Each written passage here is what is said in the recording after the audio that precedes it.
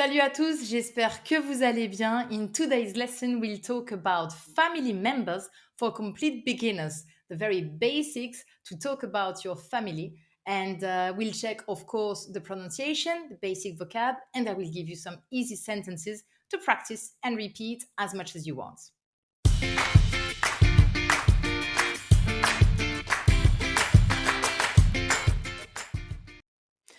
Mon père et ma mère sont mes parents.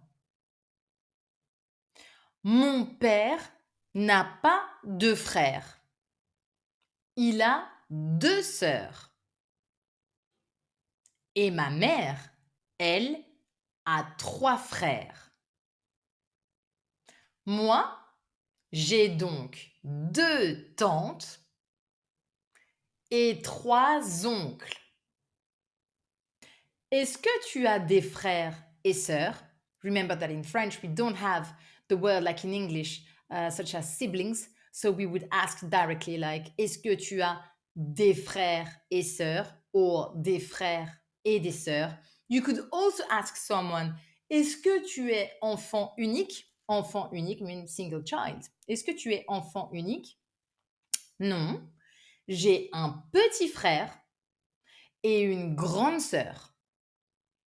If you have uncles and aunts, as we've seen before in this situation, if you say that your dad has brothers and your mom has sisters or the opposite, then you have uncles and aunts. And if they have children, then you have cousins. In French, you would say un cousin, une cousine, des cousins, des cousines. Ma sœur a eu un bébé. Un bébé.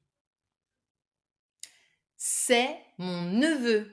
Et je suis, you could say, tante, but more commonly in a more colloquial language, you would say tata. Je suis tata. And if it's a man talking, he could say je suis tonton.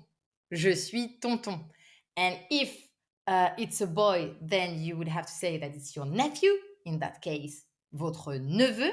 And if it's a girl, c'est votre nièce. Votre nièce. It's not easy to pronounce. Neveu with the neutral E sound in French. Neveu et nièce. And you are uncle or aunt, tonton ou tata. Normal word would be oncle ou tante. Not easy either because they are both like using a nasal French sound. Oncle, tante.